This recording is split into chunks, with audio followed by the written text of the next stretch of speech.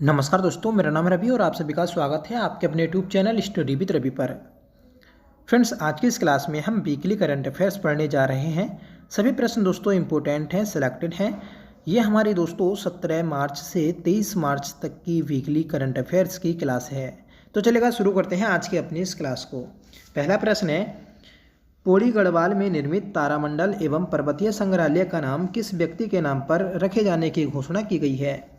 सही आंसर रहेगा option B, CDS Bipin Rawat. देश के पहले CDS जनरल बिपिन रावत जी के नाम पर पौड़ी गढ़वाल में निर्मित तारामंडल एवं पर्वतीय संग्रहालय का नाम रखे जाने की घोषणा की गई है। तो दोस्तों सही आंसर है हमारा इस क्वेश्चन का ऑप्शन बी। आपको ये भी याद रखना है कि ये तारामंडल एवं पर्वतीय संग्रहालय कहाँ बनाया जा रहा है, तो यह दोस्तों पौड़ी गढ़वाल में। हाल ही में सुखवीर सिंह संधू को चुनाव आयुक्त नियुक्त किया गया। यह उत्तराखंड में पूर्व में किस पद पर रह चुके हैं?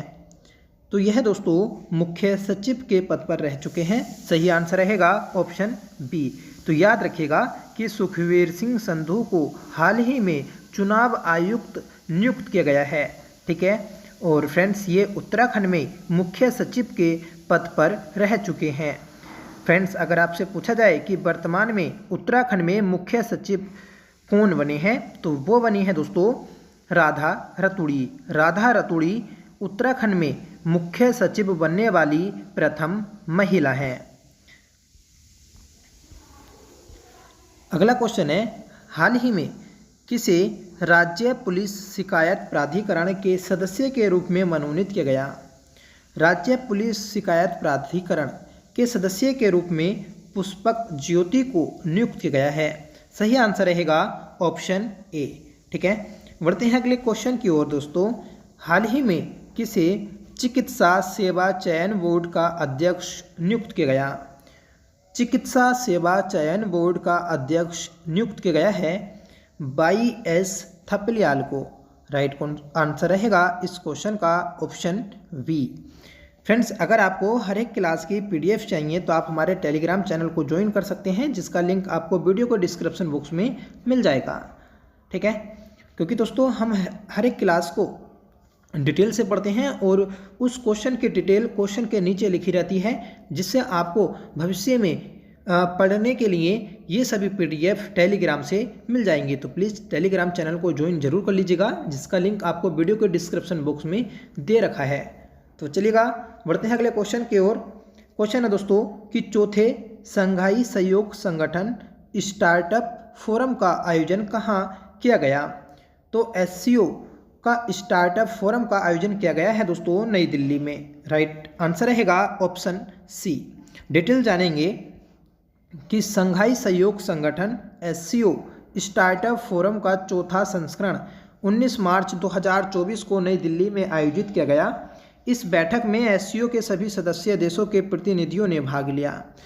संघाई सहयोग संगठन साल 2001 में स्थापित एक यूरेशियाई राजनीतिक, आर्थिक, अंतर्राष्ट्रीय सुरक्षा और रक्षा संगठन है। भारत SCO में 2017 में शामिल हुआ था। तो याद रखेगा कि SCO की स्थापना कब हुई? 2001 में। भारत इसका सदस्य कब बना? तो इस संगठन का सदस्य बना था 2017 में।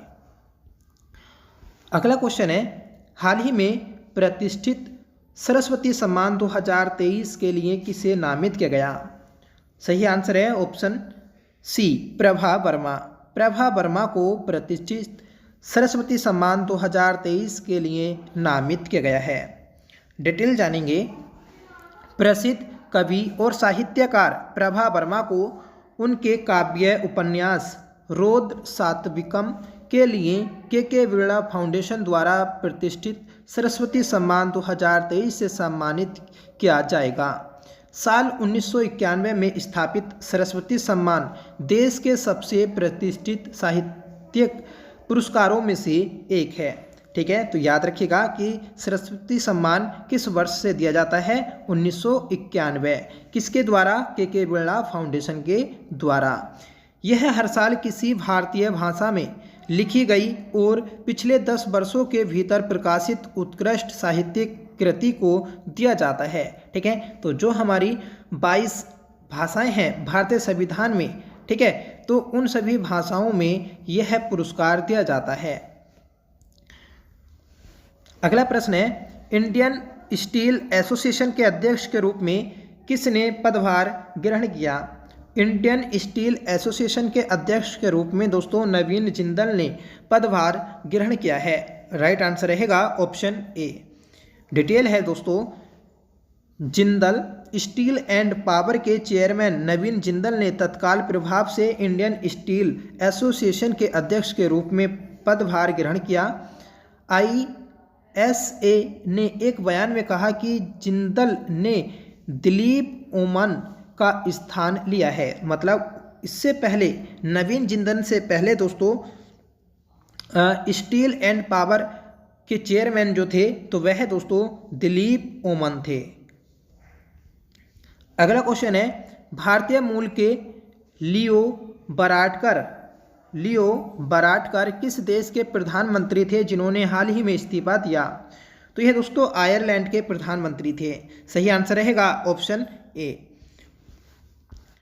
भारतीय मूल के लियो वराडकर ने आयरलैंड के प्रधानमंत्री के पद से इस्तीफा दे दिया है। और दोस्तों वराडकर साल 2017 में देश के पहले समलैंगिक प्रधानमंत्री और पद संभालने वाले सबसे कम उम्र के व्यक्ति बने थे। अगला क्वेश्चन है, विश्व वानिकी दिवस प्रतिवर्ष कब मनाया जाता है? तो विश्व वानिकी दिवस प्रत्येक वर्ष दोस्तों मनाया जाता है 21 मार्च को।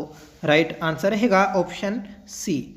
डिटेल है दोस्तों कि दुनिया में लोगों को वनों और पेड़ों के महत्व की याद दिलाने के लिए हर साल 21 मार्च को विश्व वानिकी दिवस मनाया जाता है। संयुक्त राष्ट्र महासभा ने साल 2012 में विश्व वानिकी दिवस मनाए जाने की घोषणा की थी और विश्व वानिकी दिवस 2024 की थीम है वन और नवाचार, बेहतर दुनिया के लिए नए समाधान। तो दोस्तों जब कोई भी दिवस मनाया जाता है तो उसकी थीम इम्पोर्टेंट हो जाती है। तो आपको याद रखना है कि विश्व वानिकी दिवस 2024 की थीम क्या है? वन और नवाचार, बेहतर दुनिया के लिए नए समाधान। अगला क्वेश्चन है और इम्पोर्टेंट है, पेरिस ओलंपिक 2024 में भारत के ध्वजवाहक के रूप में किसे चुना गया? पेरिस ओलंपिक 2024 में भारत के ध्वजवाहक के रूप में चुना गया है शरत कमल को। राइट आंसर रहेगा ऑप्शन बी। शरत कमल दोस्तों इन्हें खेल रत्न पुरस्कार और 2 बार Commonwealth game championship table tennis खिलाड़ी भी यह रह चुके हैं। ठीक है, तो याद रखिएगा कि शरत कमल जो है दोस्तों तो वह खेल रत्न पुरस्कार विजेता भी हैं और 2 बार यह Commonwealth game championship table tennis खिलाड़ी रह चुके हैं। शरत कमल आगामी पेरिस ओलंपिक 2024 में भारत के ध्वजवाहक होंगे। भारतीय ओलंपिक संघ IOA ने हाल ही में इस बात की घोषणा की है। ठीक है, तो जो भारतीय ओलंपिक संघ है तो उसने दोस्तों यह जानकारी दी है। शरत कमल ओलंपिक में भारत के 19वें ध्वजवाहक होंगे। टोक्यो ओलंपिक 2020 में पूर्व भारतीय पुरुष हॉकी टीम के कप्तान मनप्रीत सिंह और मैरी कॉम ने बतौर ध्वजवाहक भारत का नेतृत्व किया था। मतलब दोस्तों 2024 से पहले जब 2020 में ओलंपिक का आयोजन किया गया था टोक्यो में, तो उसमें भारतीय ध्वजवाहक थे भारतीय पुरुष हॉकी टीम के कप्तान मनप्रीत सिंह और मैरी कॉम। ठीक है, और इस बार कौन रहेंगे? शरत कमल जो कि टेनिस प्लेयर हैं। अगला क्वेश्चन है, इसरो ने रीयूजेबल लॉन्च व्हीकल के लैंडिंग मिशन की सफल टेस्टिंग की, इसे क्या नाम दिया गया? तो इसे नाम दिया गया है दोस्तों पुष्पक। ठीक है, तो याद रखेगा कि पुष्पक इसरो ने रीयूजेबल लॉन्च व्हीकल के लैंडिंग मिशन की सफल लैंडिंग को यह नाम दिया है। डिटेल जानेंगे दोस्तों। भारतीय अंतरिक्ष अनुसंधान संगठन इसरो ने कर्नाटक के चेलकेरे में एरोनॉटिकल टेस्ट रेंज से पुष्पक नामक अपने रीयूजेबल लॉन्च व्हीकल के लैंडिंग मिशन की सफल टेस्टिंग की? यह RLV का तीसरा लैंडिंग मिशन था। ठीक है, तो इसरो ने दोस्तों यह टेस्टिंग की थी जिसे पुष्पक नाम दिया गया है। अगला क्वेश्चन है कि चेन्नई सुपर किंग्स ने हाल ही में किसे अपना नया कप्तान नियुक्त किया है? तो IPL 2024 में चेन्नई सुपर किंग्स ने दोस्तों अपना नया कप्तान नियुक्त किया है ऋतुराज गायकवाड़ को। राइट आंसर रहेगा ऑप्शन बी। ऋतुराज गायकवाड़ से पहले दोस्तों चेन्नई के कप्तान थे महेंद्र सिंह धोनी। अब है दोस्तों Ruturaj Gaikwad. Indian premier league franchise Chennai super kings ने सलामी बल्लेबाज ऋतुराज गायकवाड़ को अपना नया कप्तान नियुक्त किया। महेंद्र सिंह धोनी ने अपने सफल कार्यकाल के बाद कप्तानी छोड़ दी है। ऋतुराज ने दोस्तों साल 2020 में अपना IPL डेब्यू किया था और इन्हें CSK ने 2022 संस्करण में 6 करोड़ रुपए में रिटर्न किया था। ठीक है, तो IPL दोस्तों खेल रहे हैं ऋतुराज गायकवाड़ 2020 से। ठीक है, तो याद रखिएगा। अगला क्वेश्चन है कि विश्व जल दिवस प्रतिवर्ष कब मनाया जाता है? विश्व जल दिवस प्रतिवर्ष मनाया जाता है 22 मार्च को। वेरी इंपॉर्टेंट है, तो इस क्वेश्चन का सही आंसर रहेगा ऑप्शन बी। विश्व में मीठे जल के महत्व के प्रति लोगों को जागरूक करने के लिए हर साल 22 मार्च को विश्व जल दिवस मनाया जाता है। संयुक्त राष्ट्र महासभा ने दिसंबर 1992 में एक प्रस्ताव अपनाया जिसके द्वारा 22 मार्च को विश्व जल दिवस घोषित किया गया। साल 1992 में रियो डी जेनेरियो में पर्यावरण और विकास पर संयुक्त राष्ट्र सम्मेलन में एजेंडा 21 के तहत विश्व जल दिवस का पहला औपचारिक प्रस्ताव रखा गया था। तो दोस्तों ये डिटेल इंपॉर्टेंट है, आपको याद रखना है कि 22 मार्च को जल दिवस मनाया जाता है और संयुक्त राष्ट्र महासभा ने दिसंबर 1992 में एक प्रस्ताव को अपनाया था। ठीक है, और उस प्रस्ताव के तहत 22 मार्च को विश्व जल दिवस मनाने की घोषणा की गई। दोस्तों 1992 में रियो डी जेनेरियो में पर्यावरण और विकास पर संयुक्त राष्ट्र सम्मेलन में एजेंडा 21 के तहत विश्व जल दिवस का पहला औपचारिक प्रस्ताव रखा गया था। ठीक है, ये क्वेश्चन भी बनता है कि एजेंडा 21 का संबंध किससे है? तो इसका संबंध दोस्तों पर्यावरण और विकास से है। ठीक है, और यह कब आयोजित किया गया था? 1992 में। कहाँ पर? रियो डी जेनेरियो में। अगला क्वेश्चन है कि स्टार्टअप महाकुंभ का आयोजन कहाँ किया जा रहा है? स्टार्टअप महाकुंभ का आयोजन दोस्तों नई दिल्ली में किया जा रहा है। सही आंसर रहेगा ऑप्शन सी। प्रधानमंत्री नरेंद्र मोदी ने नई दिल्ली में भारत मंडपम में स्टार्टअप महाकुंभ का उद्घाटन किया। इस अवसर पर उन्होंने प्रदर्शनी का अवलोकन भी किया और इस अवसर पर PM मोदी ने कहा कि भारत 1.25 लाख स्टार्टअप्स के साथ तीसरा सबसे बड़ा स्टार्टअप इकोसिस्टम है जिसमें 12 लाख युवा शामिल हैं। ठीक है, तो याद रखेगा कि स्टार्टअप महाकुंभ कहाँ आयोजित किया गया? नई दिल्ली में भारत मंडपम में। अगला क्वेश्चन है कि इंटरनेशनल डे ऑफ हैप्पीनेस प्रतिवर्ष कब मनाया जाता है? तो दोस्तों विश्व खुशहाली दिवस मनाया जाता है 20 मार्च को। राइट आंसर रहेगा option C. International day of happiness अंतर्राष्ट्रीय प्रसन्नता दिवस संयुक्त राष्ट्र द्वारा प्रतिवर्ष 20 मार्च को आयोजित किया जाता है। यह दोस्तों ग्लोबल इवेंट है। 12 जुलाई 2012 को संयुक्त राष्ट्र की महासभा ने 20 मार्च को इंटरनेशनल डे ऑफ हैप्पीनेस घोषित करने का प्रस्ताव पारित किया था। इस दिवस का उद्देश्य लोगों को सरल और खुशहाल जीवन यापन करने के लिए प्रोत्साहित करना है। ठीक है, तो 2012 से दोस्तों विश्व हैप्पीनेस डे मनाया जाता है। ठीक है, वर्ल्ड हैप्पीनेस डे मनाया जाता है। किसके द्वारा मनाया जाता है दोस्तों? तो यह संयुक्त राष्ट्र महासभा द्वारा मनाया जाता है। ये भी आप याद रखिएगा। बढ़ते हैं अगले प्रश्न की ओर। हाल ही में तेलंगाना के प्रभारी राज्यपाल के रूप में अतिरिक्त जिम्मेदारी किसे दी गई है? तो तेलंगाना के प्रभारी राज्यपाल कौन बने हैं? तो राइट आंसर रहेगा CP राधाकृष्णन। तो ऑप्शन सी हमारा राइट है। अगला प्रश्न है, इसरो ने गगनयान क्रू की सहायता के लिए कौन सा ऐप लॉन्च किया है? तो सखी ऐप को लॉन्च किया है? सही आंसर है ऑप्शन ए। दोस्तों, त्रिवेंद्रपुरम के थम्बू में स्थित विक्रम साराभाई अंतरिक्ष केंद्र ने गगनयान क्रू की सहायता के लिए एक बहुउद्देशीय app Sakhi space borne assistant and knowledge hub for crew interaction Sakhi launch किया है। मतलब ये सखी की फुल फॉर्म है, याद रखिएगा, ठीक है।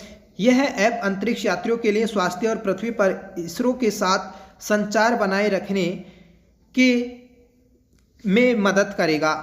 इसरो साल 2025 में गगनयान मानव मिशन को लॉन्च कर सकता है, ठीक है। तो गगनयान मानव मिशन भारत कब लॉन्च करेगा? 2025 में। त्रिवेंद्रपुरम के थम्बू में स्थित है विक्रम साराभाई अंतरिक्ष केंद्र, ये इंपॉर्टेंट है। विक्रम साराभाई को दोस्तों भारत में अंतरिक्ष कार्यक्रम का जनक माना जाता है। वर्ल्ड हैप्पीनेस रिपोर्ट 2024 के अनुसार दुनिया का सबसे खुशहाल देश कौन है? तो दोस्तों फिनलैंड। फिनलैंड दोस्तों वर्ल्ड हैप्पीनेस रिपोर्ट 2024 के अनुसार दुनिया का सबसे खुशहाल देश बना है। वर्ल्ड हैप्पीनेस रिपोर्ट 2024 के अनुसार यूरोपीय देश फिनलैंड दुनिया का सबसे अधिक खुशहाल देश है। फिनलैंड लगातार 7 साल दुनिया का सबसे खुशहाल देश बना हुआ है। वर्ल्ड हैप्पीनेस इंडेक्स में भारत पिछले साल की तरह ही 26वें स्थान पर बरकरार है, 126वें स्थान पर बरकरार है। वहीं भारत के पड़ोसी देश पाकिस्तान रैंक में 108वें स्थान पर, श्रीलंका 128वें स्थान पर और अमेरिका 23वें स्थान पर है। नेक्स्ट क्वेश्चन है, हाल ही में खाद्य और प्रसंस्करण उद्योग मंत्रालय का अतिरिक्त प्रभार किसे दिया गया?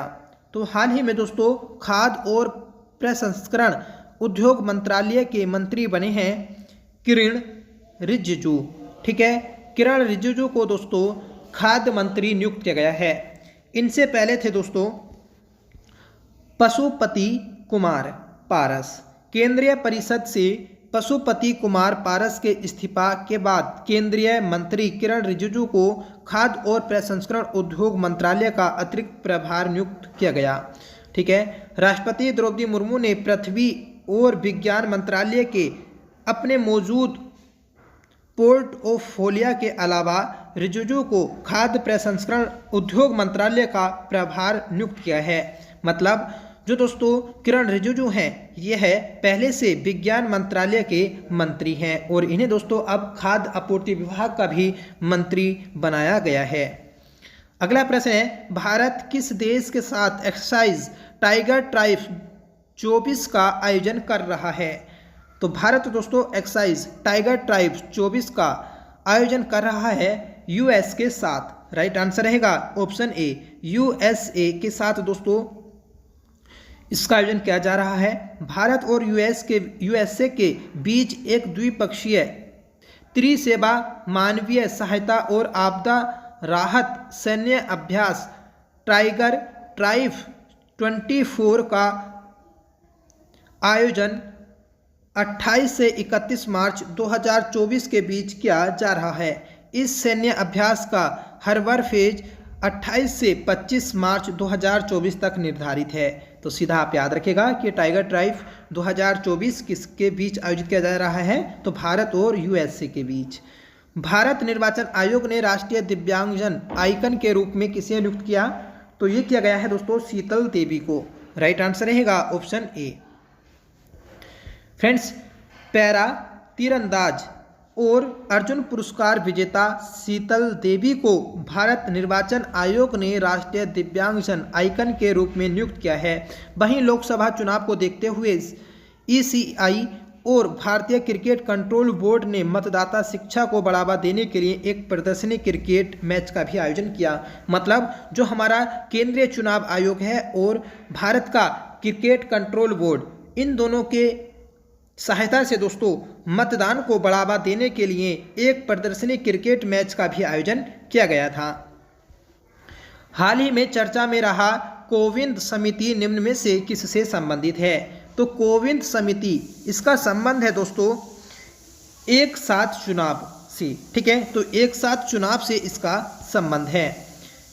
एक राष्ट्र एक चुनाव, वन नेशन वन इलेक्शन की वह हर्यता का मूल्यांकन करने के लिए पूर्व राष्ट्रपति रामनाथ कोविंद के नेतृत्व में एक समिति का गठन किया गया था। हाल ही में समिति ने राष्ट्रपति द्रौपदी मुर्मू को अपनी रिपोर्ट सौंपी है। तो फ्रेंड्स याद रखेगा कि एक राष्ट्र एक चुनाव के लिए कौन सी समिति बनाई गई है, तो कोविंद समिति नियुक्त की गई है, जिसने अपनी रिपोर्ट राष्ट्रपति द्रौपदी मुर्मू को सौंपी है। ठीक है फ्रेंड्स, ये थे हमारे इस वीक के सभी महत्वपूर्ण क्वेश्चन। आई होप आपको ये क्लास पसंद आई होगी। आज का आपका होमवर्क है कि वर्ल्ड हैप्पीनेस रिपोर्ट 2024 के अनुसार दुनिया का सबसे खुशहाल देश कौन बना है। ठीक है, 4 ऑप्शन दिए हैं, आप कमेंट करके जरूर इसका आंसर दीजिएगा।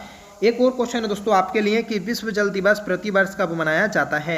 तो इन दोनों क्वेश्चन का आपको आंसर कमेंट करके बताना होगा। साथ में बताना है दोस्तों आपको क्लास कैसी लगी। आई होप आपको पसंद आई होगी। सभी प्रश्न दोस्तों इंपॉर्टेंट हैं, कोई बेफिजुल के क्वेश्चन नहीं है। ये क्वेश्चन दोस्तों आपके एग्जाम में पूछे जा सकते हैं। हर क्वेश्चन की हमने डिटेल जानी है, जिससे आपको क्वेश्चन अच्छे से क्लियर हो जाए। अगर आपको इसकी PDF चाहिए तो आप हमारे टेलीग्राम चैनल को ज्वाइन कर सकते हैं, जिसका लिंक वीडियो को डिस्क्रिप्शन बॉक्स में दिया गया है। तो दोस्तों कमेंट करके जरूर बताइएगा कैसी लगी आज की ये क्लास आपको। तो चलेगा, मिलते हैं नेक्स्ट क्लास के साथ, तब तक के लिए bye. Thank you so much for watching. जय हिंद।